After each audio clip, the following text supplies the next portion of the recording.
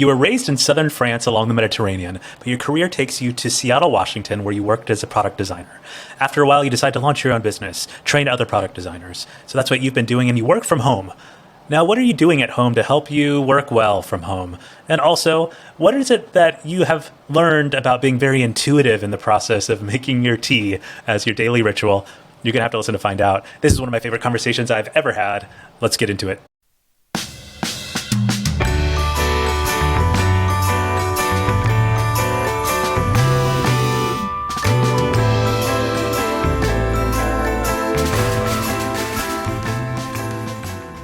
Hello and welcome. This is Home Life for Extraordinary Impact podcast. I'm Matt Barrios, and this is a show all about helping you design your home life for growth, connection, and making your greatest impact in the world. This is a big research project that I'm doing because my goal is to help 100 million people transform the quality of their life at home. It's a big number because big numbers are the best numbers. And, today I get to interview a really awesome guy who I met over the last year. We met through LinkedIn, and then it turned into doing a little bit of consulting work with him and his co-founder in his project. But I'm so excited to have Ludovic with us. And Ludovic, I want to just hop right into something that might be kind of fun or interesting about your home, and really ask you, do you have any interesting, strange things that you do, or hacks, or things that help you kind of live in your home that much better? Yeah, that's kind of a funny answer that I'm going to give you, but I like to step out of my home from time to time because otherwise things get stale. And after I work from home personally, and so that's the reason why I'm saying this is because if you stay too long at home, after a while you stop seeing it the same way. It just becomes a totally different place. So from time to time, I found that the best hack for me is very much going on a walk, stepping out, and then when you come back, you have a fresh new perspective, and your home is way more, it's way more fresh, way more vibrant because you took a step out of it a little bit, right? Instead of just being in that niche forever. So it's kind of what I like to do, and I feel like in my life it's been the same at a higher level, which is traveling. And I think that when I used to stay in one country for too long, I felt like I need to get out. So that when I came back, it felt extra relevant or extra fresh or extra whatever, right? But stepping out of something is such a good thing, especially when you come back. It's this is the best. Absolutely. It's it gives a little renewed perspective, freshness. I know exactly what you mean. As currently I've been here at this desk in my apartment for hours on end. And I'm the idea of going out for a walk, as you're describing it, I'm I really need to do that. That was actually a goal for the day that I haven't done yet. And, such a valuable little hack for sure that I think most people who work from home, could totally benefit from going on a couple more walks and also travel. Speaking of travel, Ludovic, you traveled, you moved from France to the United States, mm-hmm. and that's I want to get into your background a little bit as well. So, tell me a little bit about where you came from. Yeah, so I come from south of France. It's called Béziers. I mean, no one knows in the US, so I always say Montpellier because it's the town nearby that is slightly bigger, and 5% of people know Montpellier, but 0% know Béziers. So that's kind of how I help to situate it for people a little bit. But the thing that really helps everyone is to say, well, it's not that far from Spain, and it's just an hour away from Spain, right? And so it's on the coast, it's on the Mediterranean, super sunny, super warm. Love the place, and I kind of felt like moving to the extreme opposite, which is clouds and rains. And so I'm in Seattle, and I love it. You're I've had enough Mediterranean sunshine. Now I need to go be hidden under a cloud for 11 months out of a year. Oh man, so yeah. From time to time, I'm really? Is that many clouds? How is it possible? Exactly. That makes a lot of sense. And I think that, as my wife is from up near Seattle area and everything, and, I feel like you hold on to the good weather moments in Seattle in a different kind of way than Southern California people or, Mediterranean France. southern France people. They're so precious in Seattle, so precious. When you see the sun, you're just like, everyone is out. In my town in France, like a non-event. It's like, who cares? We see it every day. Here, everyone is like, oh my gosh, there's a little bit of sun ray here. I better go catch it. So yeah, it's quite different, but I enjoy it quite a bit, yeah. I love it. And so you grew up there kind of like most of your life. When did you move to Seattle? I moved almost 7 years ago. Roughly, yeah, I got my first job here as a UX designer, and yeah, it's been a fun ride.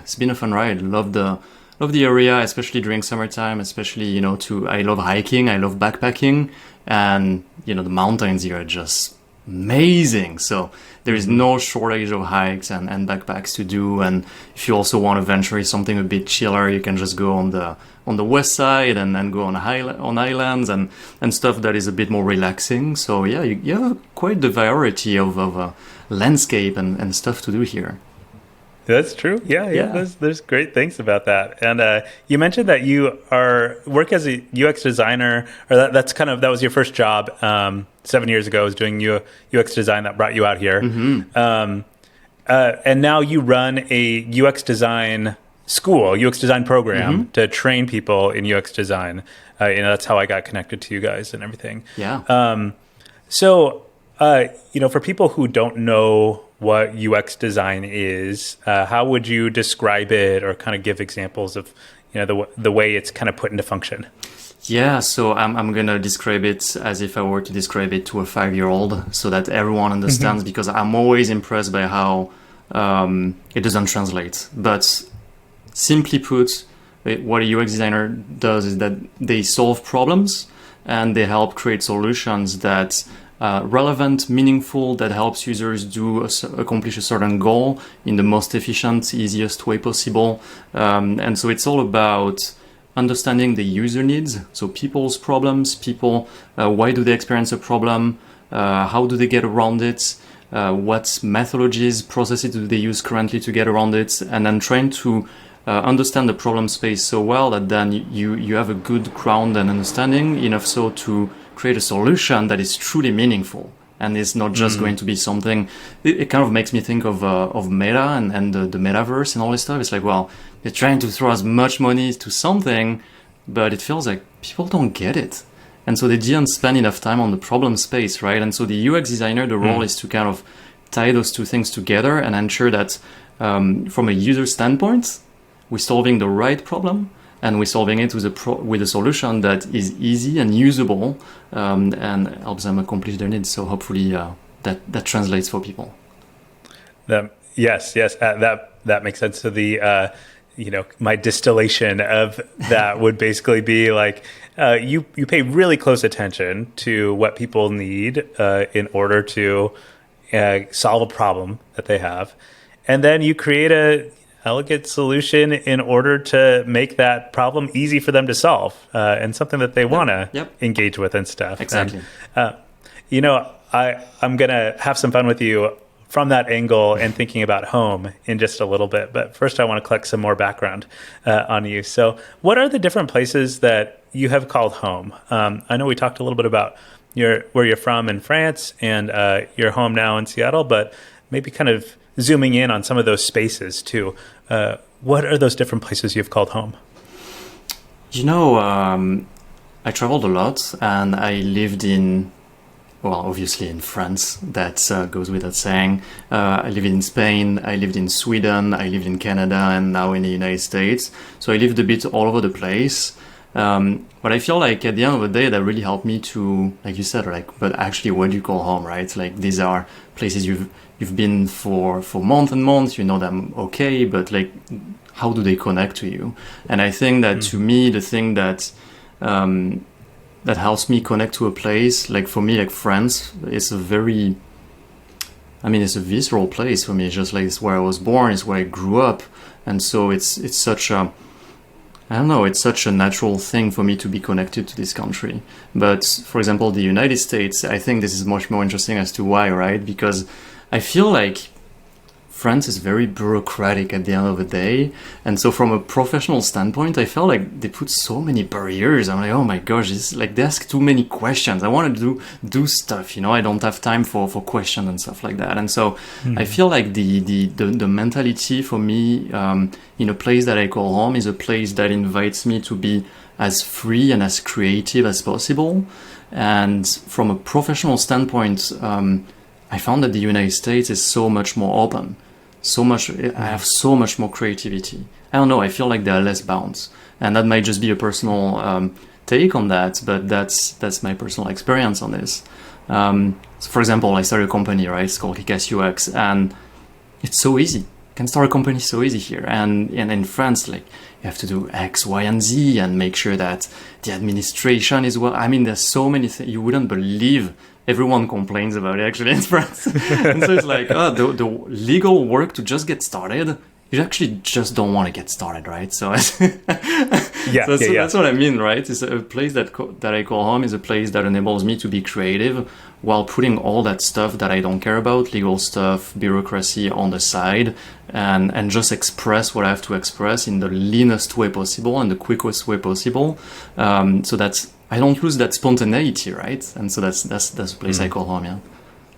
I feel like there's like a few, themes, values under what you're saying. Maybe there are things that partially make Ludovic, is like a value for creativity, speed, spontaneity, not being held back, not limited, those kinds of things. And then it makes sense that you would want your home, not only the country you live in, but I imagine also the space that you live in, to also, allow that to be expressed, allow yourself to be yourself maximally. Yeah. Oh, yeah. So zooming in on the space, tell me about where you live currently. What's your home like? What's the makeup of it? Yeah, well, it's you open the door and you turn to the right, and then you greet with this amazing view of the mountains and Seattle Towers, like super far away, and just so pretty. And so we're facing west, and we have these beautiful sunsets. It's just amazing. And so we're on the third floor, which means that we're kind of in the middle of trees, and it feels like we're in like, what you call that in English? This cabane in French. It's a tree house. That's right, a tree house. It feels like we're in a tree house with a beautiful view, and yeah, that's what it's like. It's very open, very bright, and then we try to also keep it colorful. As you can see in the background, I have some colorful pictures. And I always like a pop of color, it like brighten things up.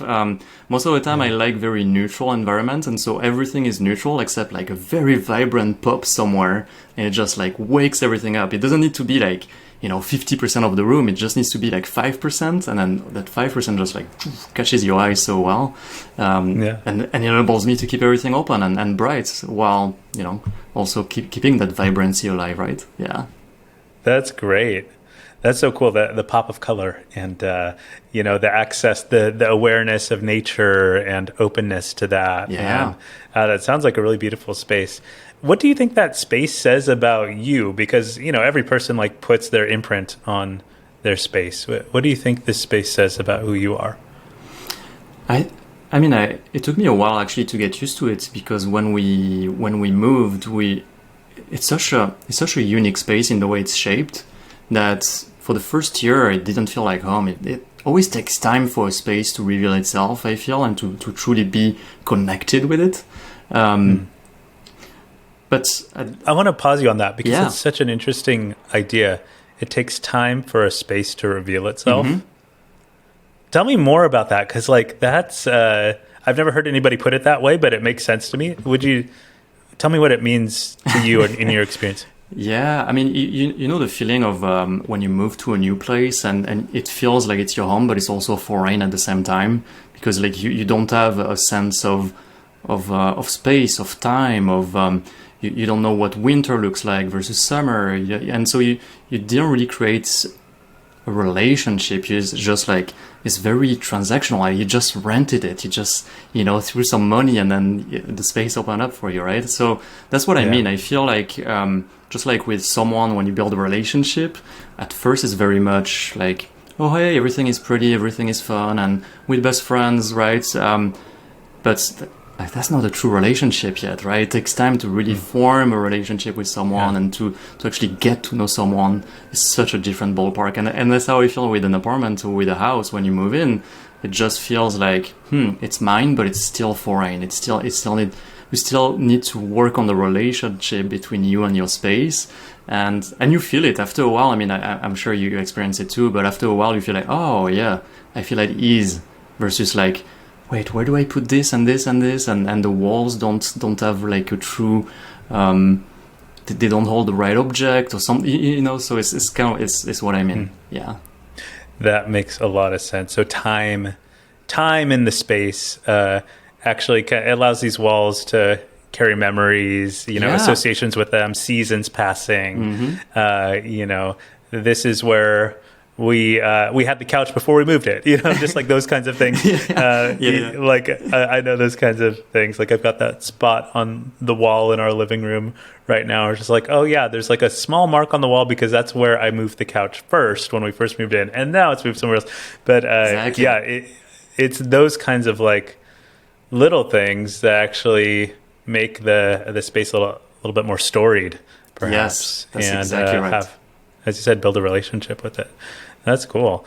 Now, one of the things that I'm playing with through this project is thinking about our homes from the idea of kind of designing your life, designing your ideal life, your ideal space, and how can your home actually help you, move towards the life that you're hoping to have, right?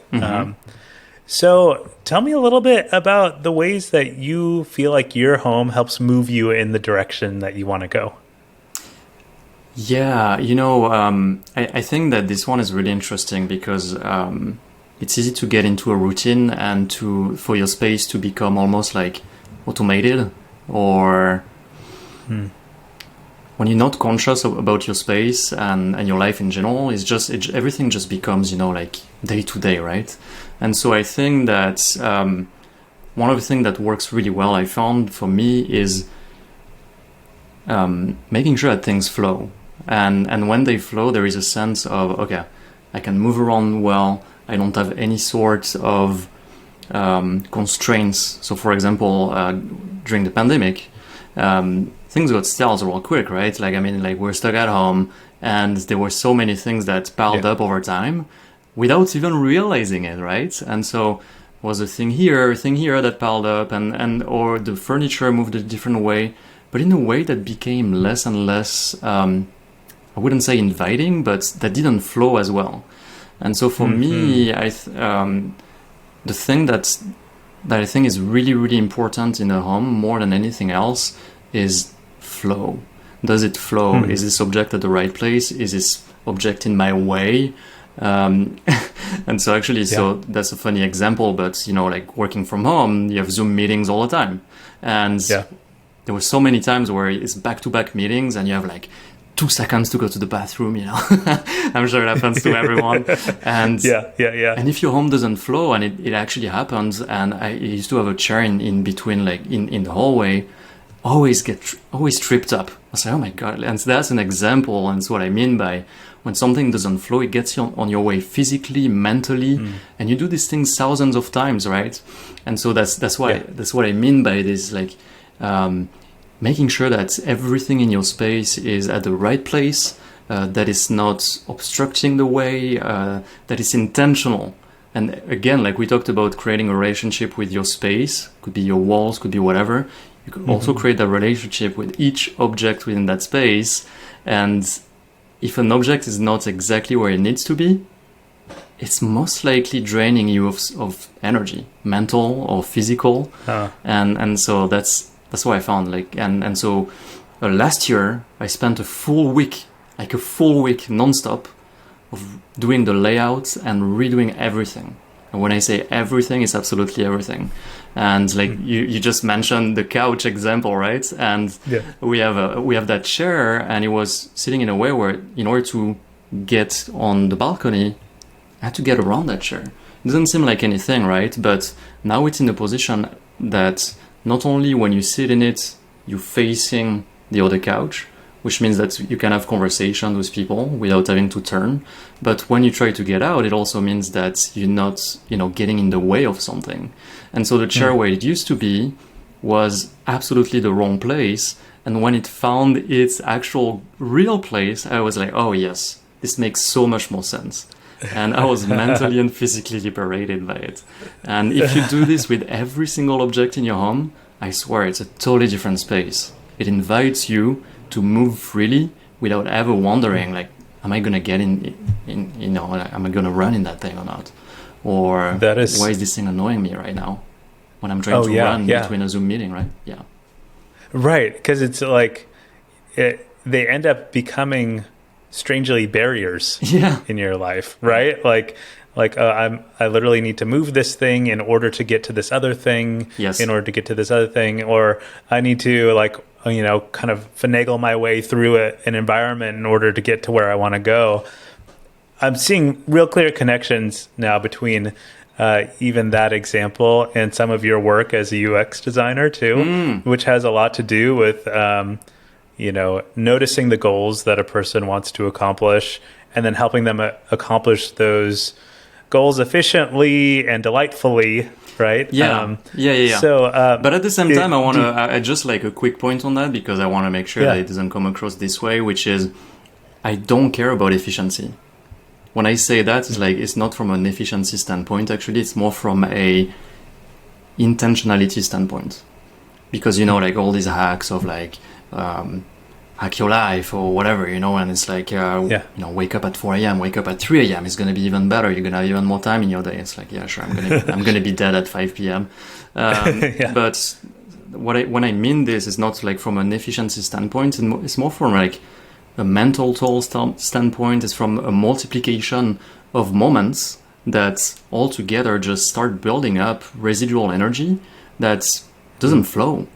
And so it's not efficiency. It's more like, is it intentional or not? I see. So, in that sense, it's not about optimizing, or something like that. It's more about remaining clear, mentally clear and open. And all of that. To me, a smart home, for example, is like the most optimized version of the home you can get, but it's also the less meaningful one. To me. But then everyone is different, right? Yeah. Tell me more about less meaningful, because I think you're right that our homes are places that we imbue with a lot of meaning. This is my space, and it's the relationship, and it's the place that I care about, and there's purpose within this environment and everything. And tell me more about what you mean by a smart home not carrying as much meaning. That's an interesting idea. Yeah. What I mean by that is when everything is automated in life, you just stop living life. You just don't see it. You just become, a passenger. You're not the actual actor in there, right? And so I feel like if my light turns on when, it gets a bit dark and I don't have to do it, it's like, what does that do? What does that do to my brain? What does that do to me noticing things around, it just, I feel like it would make me less aware because it would make decision on my behalf. But what if I want to stay in the dark? It doesn't know that, and so that's what I mean. It's like, you don't get to make the actions yourself. You just get to live life on autopilot. And that seems dull and then meaningless to me. Sure, it's maybe more practical. I have another analogy actually that I learned not too long ago, which is, using timers. I love tea. Absolutely love tea. And I as a designer, usually you're super precise, the 8-point grid system, being on the pixel. And I used to be exactly like that when brewing tea.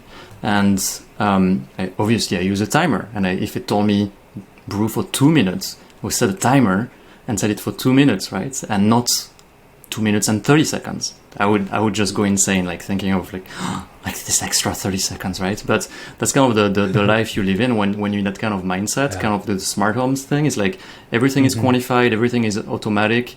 While actually I discovered that not using a timer is a way to be so much more connected with what you're doing, because you don't rely on a machine or something to tell you, oh hey, by the way, now it's time to stop brewing your tea. In that time, in those 2 minutes, you just rely on an external machine, and you're not connected. You're not present to the actual thing that's happening. And so now I have a totally different philosophy on tea and making it, and it doesn't rely on time anymore. It's just like my internal clock. And I feel when it's ready. Totally different mindset. And so the smart home is a bit like that at a bigger level. And so that's what I mean. It's like, you just become a passenger. Ludovic, you're blowing my mind right now. Like, this is something that I've never heard anybody talk about, but I think it really rings true how much it's important for us to have experiences of things being manual or requiring our attention or requiring us to make choices versus them being automatic or timed out or, like we're running on a track or something. Yeah.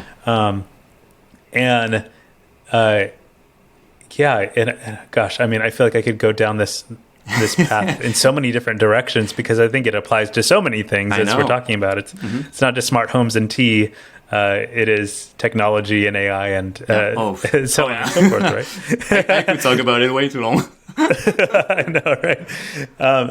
But so I just like want to kind of like extra call attention to how insightful that is. I am a coffee drinker and I'm all about the precise measurements of coffee, but now I want to challenge myself actually to discover the internal intuitions and really kind of hone that skill in my coffee making, not just measuring things out in grams and whatever. And maybe I'll do that from time to time too. Man, I totally get you. I used to be exactly like that. I used to be like, it has to be precise, and if it's not precise, it doesn't work for me. And it really didn't work for me, like at all. It actually stressed me out. I was like, if I put 2 grams instead of, I don't know, 2.5 or 3, I was like, this is a totally different recipe. Are you guys insane? I was like, I'm messing up my tea. It's like, and so it's the same, right? But it's like having so it's like, so it's a lady in Seattle anyway. She has a shop, a tea shop, and she says like, no fear to mess it up. Because when you're gonna approach this the coffee making in this way, you will see that you will mess it up.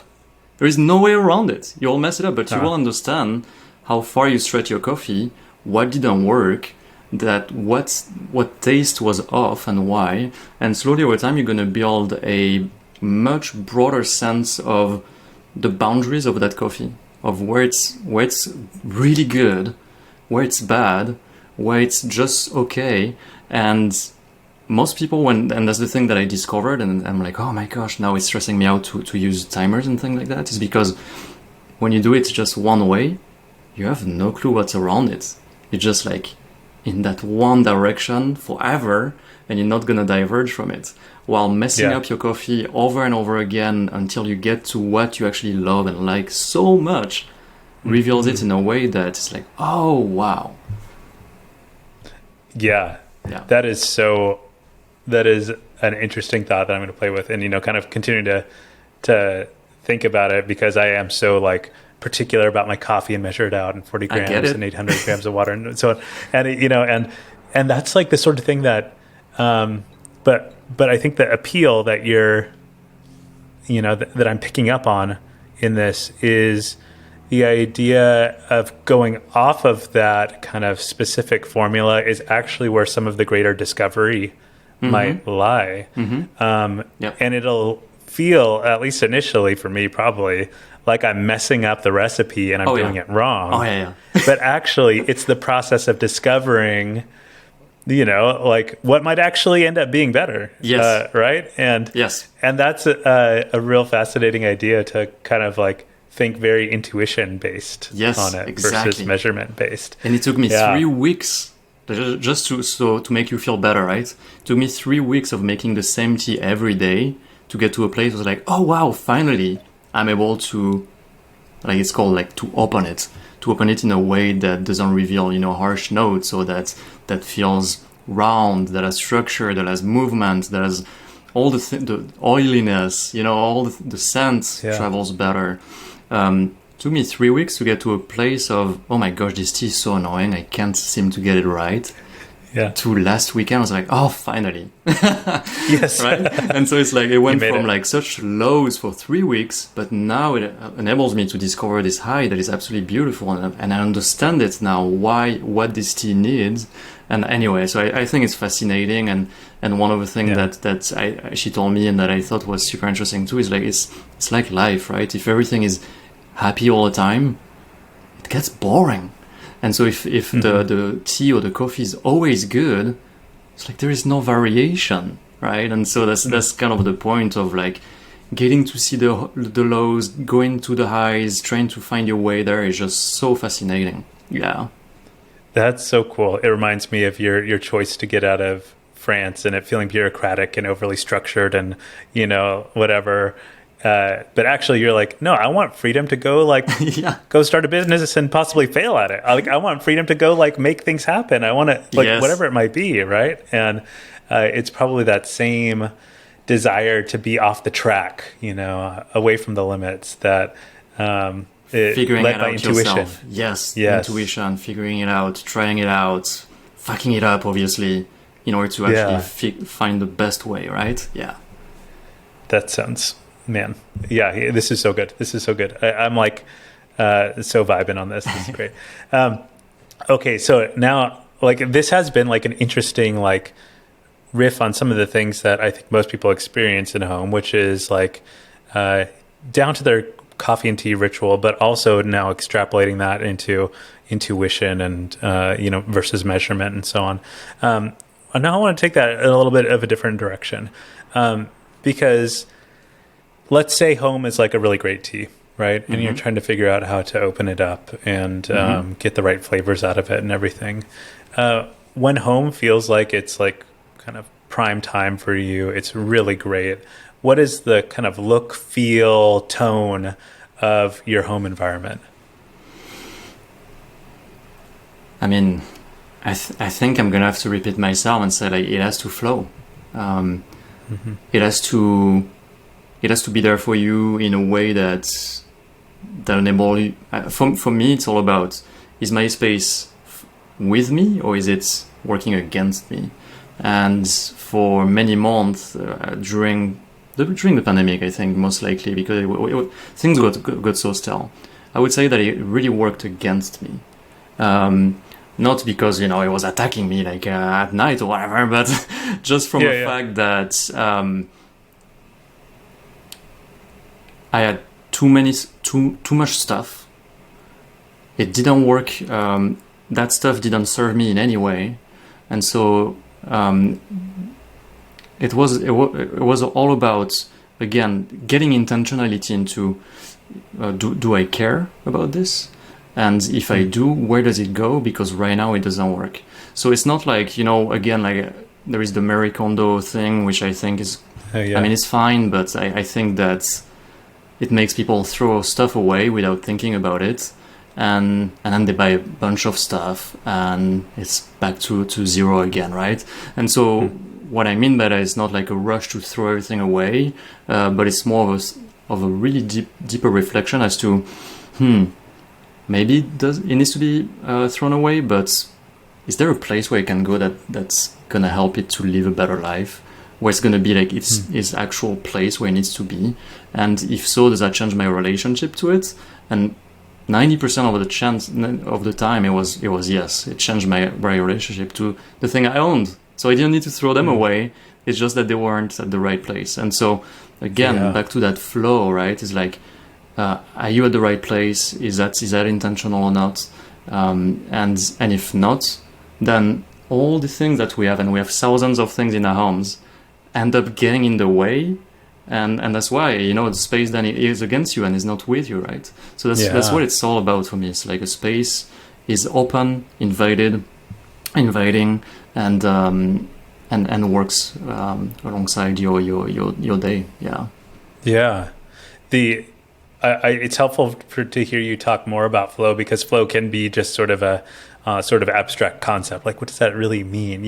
But for you to put it into terms like, does it work with you or against you? Does it help you move towards towards your self-expression, towards your creativity, towards your goals, whatever, or does it actually hamper it, get in the way, create barriers, and all of that? Exactly. And that shows up in everything from your relationship with your possessions, to your furniture, to what's on the walls, to your tea, whatever it might be. And actually, I have an example of this that is so...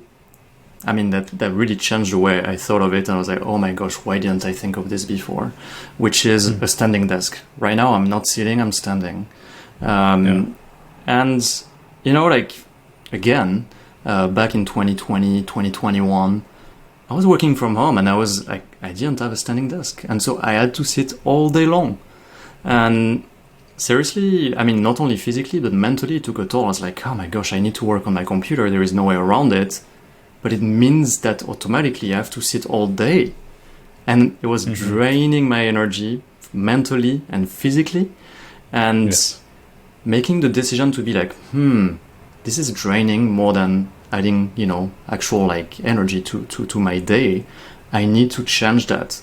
I need to get a standing desk. It doesn't mean that I stand all the time now and actually stand just half of the day. But what it means mentally, it means that I have the choice to say, you know what, this morning I don't feel like standing up, I just want to sit. But if I want to stand, I can stand. And having that freedom and having that realization of, oh my gosh, what's draining my energy so much? Oh, it's because I have to sit down all day. How can I fix that? Oh, let's get a standing desk. See how your space can work with you. And as soon as I got the standing desk, it was much more of a mental unlock of, oh, finally I have the choice. Almost more than physical at the end of the day. But then it helped... my space enabling me to make that choice was so freeing. So that's great. And talk about flow being like this experience of your freedom, your ability to have the options available to you that will support what you're up to. Right. And it can be a standing desk versus sitting. It could be, but actually perhaps it's all the more not so much that you have a standing desk, but that you have the option to stand or sit. Yes. Right? Yes. According to what you need, right? Yes. And that's it. This is such an interesting thing. I want to zoom in again on your relationship with your possessions and stuff too. How kind of you felt this need to downsize some things, but not mindlessly, but also make sure things have a place and all of that. Yeah. How, what was your process for, going through and reconsidering your relationship with your possessions? It took a week, right? A full week, seriously nonstop. I was like, wow, this is long. This is much long. I thought it's going to take me a day or two. So actually it ended up that the first 2 days were extremely messy. I was like, wow, this is now more of a mess than it started with. And so... that's step one, right? Is embracing the mess, because as you shift stuff around, you're like, no, actually that doesn't work. And I could to keep changing things around back and forth all the time. And it just, became this place where actually it was not inviting for a day or two. Actually, it was almost stressful to me. So kind of, that's how it started, in that almost very uncomfortable way, until things slowly found their way. And so it started with one corner. I was like, oh yes, I'm finally happy with this one small corner. 90% is still a mess, but at least I got that 5% just right. It feels just right, And from that 5%, it grew into 6, 7, 8, all the way to 100, right? And I think that's how I got started, in a way that even though it felt messy, I knew that 5% was going to finish up into 100%, and so mentally I just kept going, and physically I just kept moving stuff around until it felt right. Yeah. Again, it's that intuitive process of okay, I just need to enter into the. I need to mess things up for a while. There is a status quo here. Yes. That's making the tea how you usually do it, whatever, right? But then it's actually, I'm going to go mess this up, and I'm going to go discover a new way, because what has been working previously isn't working anymore, and it's time to mix it all up, right? Yes. Gosh, I think that's an important thing. Try it out. Yeah, I might need to do that, man. Yeah, it's like as I look around our bedroom, kind of like my office space right here, I'm like, okay, I might need to take care of some of these things, give them a better place. It is interesting to do that kind of negotiating with a wife and a baby now too. Like, so that'll be an interesting process to start with a smaller room. Yeah, exactly. Smallest room. That's good. Yeah. Build up a win and then put some wind in your sails, right? Yes. Well, Ludovic, this has been such a great conversation, and I'm so thankful that you took the time. And this went places where, I didn't know. I knew we were going to have a great conversation, but I didn't know exactly where it would go, and into really fascinating, meditations, reflections on following intuition and having, discovering your own way with your own home and finding flow and, seeing ways that our homes can be places that support our goals, our values, all of that, and creating that sort of flow. So, yes. Any, kind of closing thoughts on any of this stuff before we wrap up? Yeah, one more thing that I want to say is it's also a question of rhythm, right? It's not just the space; it's also time and rhythm, and you will find that. For me, what was helpful is to get to a space where not only the space worked spatially, but enabled me to take some breaks. And so in the way I relayed out everything, it was in a way that was, because I work all the time otherwise. Seriously, if you don't stop me, I just work all the time. That's what I do. And so slowly it was like lowering my energy, and over time, because it just becomes a routine, you don't see it anymore, and you just like slowly lose energy without even realizing, and then you burn out. And so it was also about creating spaces in which you can relax, and spaces that enable you to do something else than just the work, right? And so finding your internal clock and realizing, if there are gurus out there that say, wake up at 4 a.m. and do those 50 things before 9 a.m. And if you don't, you're the biggest loser, right? It's like, I don't give a crap. Right? Yeah. It's like, it works for you, great. I'm super happy it works for you to wake up at 4 a.m. every day, right? But people take that as, wow, this is the rule. I have to do it, and then I'm gonna become a machine, and it's gonna be like those things. It's all gonna be on my calendar, right? It's just it becomes so stressful. And again, the intentionality goes away, but the rhythm also goes away, because you're not following your own internal clock. You are just striving for this esoteric thing of like that one dude that said that in a book, right? And and you end up burning out because you have so much on your calendar. Your space doesn't invite you rest, taking breaks, and so that's one of the last thing that I want to say is making sure that like the relationship to an apartment, to a house. Most people think of it in terms of space, but it's space and time. Yeah. Mm-hmm. Yeah. That's good, and making sure that there's time for and this very intuitive process, tuning into yourself, your internal clock. Yes. Time for when you need rest, when you need to relax, be entertained, connect with somebody. Those many different needs that we have, and times to work. When it's that time too. So that's great. Yeah. Well, Ludovic, thank you for an amazing conversation. If people want to get in touch with you, or learn more about what you're offering, would you say a little bit about what you're up to and how they can get in touch? Yeah, for sure. So I work at Kickass UX. I'm co-founder there, and so you can find me on LinkedIn most of the time. So if you search Ludovic Delmas, you will see that like 4 or 5 of us, not that many. So you'll find me pretty quick. So on LinkedIn is where I'm the most present, and then you can find me otherwise on kickassux.com, where we help creatives learn UX. Love it. Well, I hope if that strikes anybody's fancy, that they'll look you up, Ludovic. And I will also make it a point in the show notes to put together the links that you provide me to your social media profiles and to Kickass UX and everything, so that it's easy for people to find in the show notes as well. This has been a really great conversation on home life for extraordinary impact. I hope that you who are listening have been inspired by it, that it serves you. It's kind of awakened some new possibilities for you. This is all part of a larger project coming from Home Life Design Lab. Home Life Design Lab is my newsletter. It's kind of a way that I'm offering some trainings, workshops, courses to help people transform their quality of life at home.